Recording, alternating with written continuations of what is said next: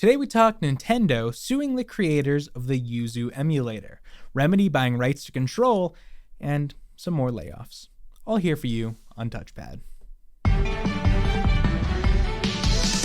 Hello and welcome to Cross Circle Squared. I am Benny Gerkman and this is TouchPad, your daily video game news show where I break down the three most important gaming news stories of the day. And I'm trying something different. I'm standing today. It's weird, but I normally have this very, very high stool, but I wanted to see if it felt any different. I also have a jacket on that is very loud, so I'm really sorry if it sounds through the microphone.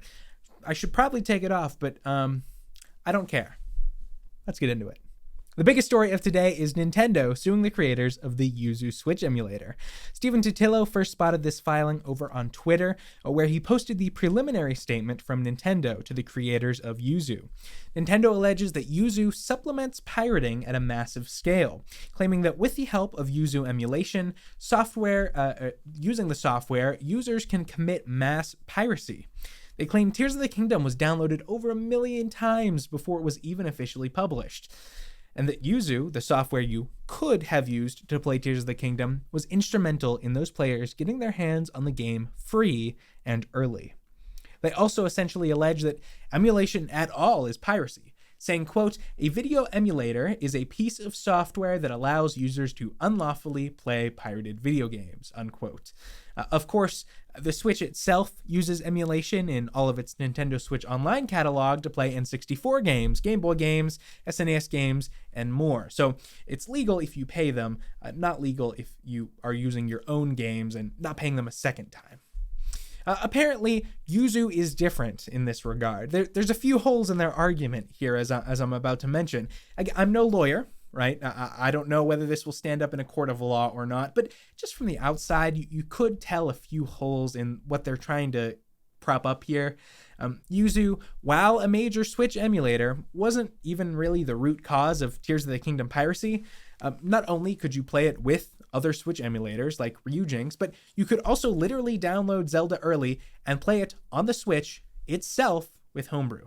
Saying the game was downloaded 1 million times doesn't prove that Yuzu was involved with any amounts of piracy.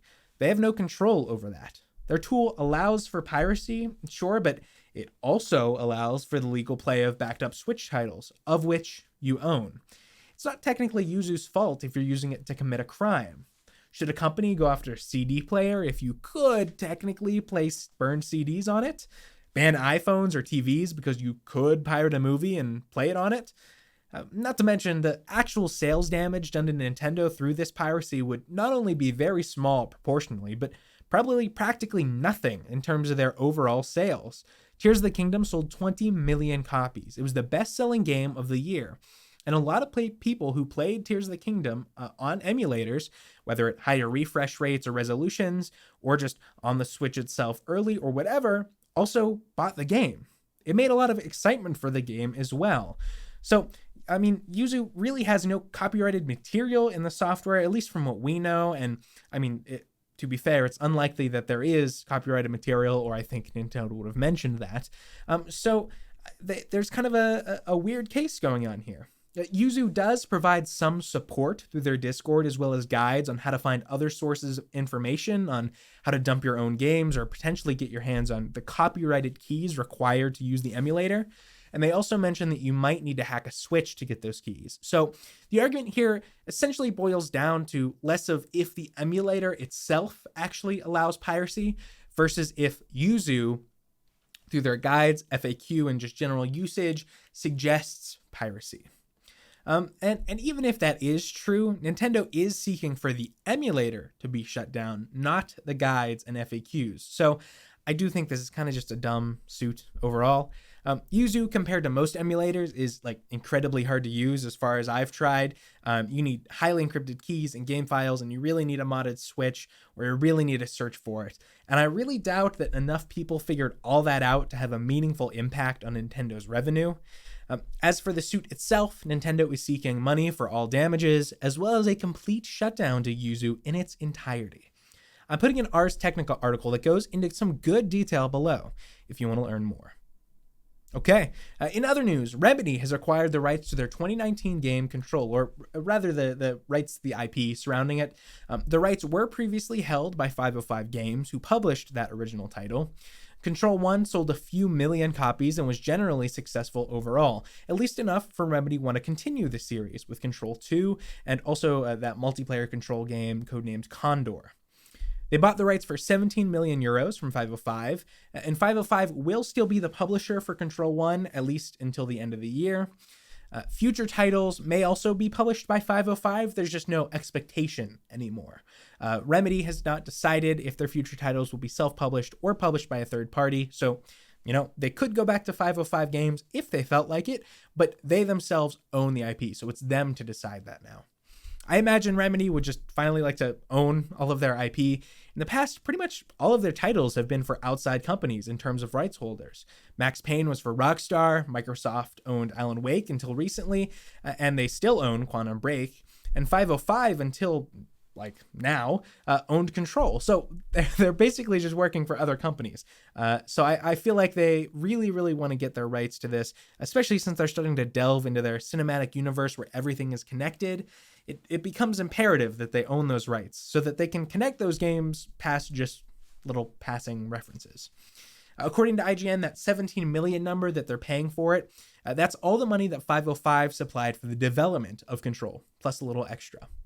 Remedy is currently working on a few things, like the 2 Control titles that they say will enter the next development stages this year, as well as those Max Payne remakes.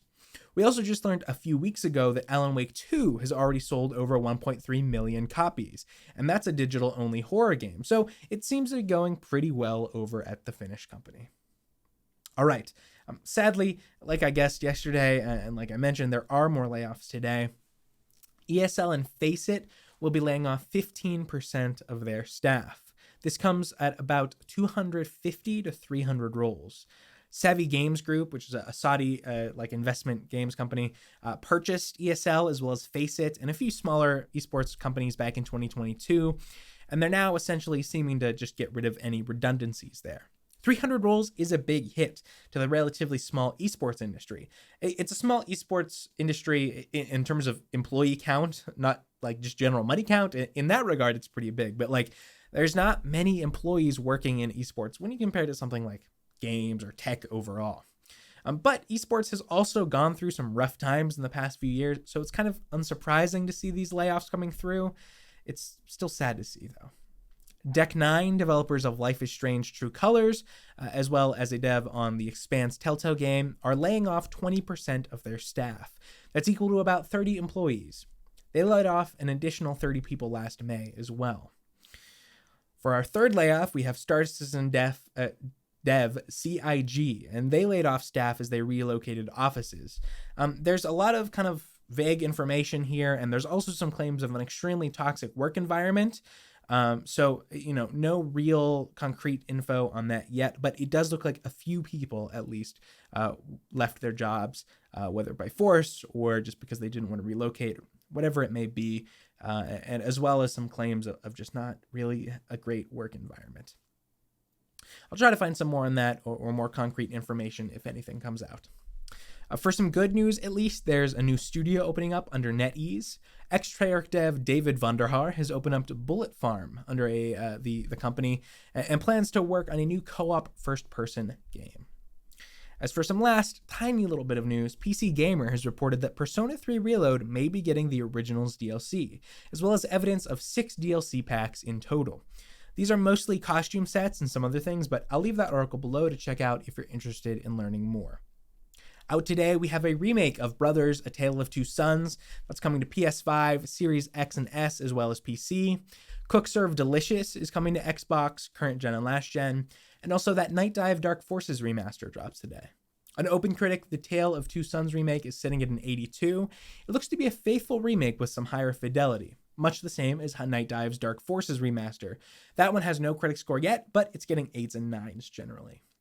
Okay, so that is the news for February 28th. I'll see you tomorrow for the launch of probably the most anticipated game of the year, at least so far, definitely, Final Fantasy VII Rebirth.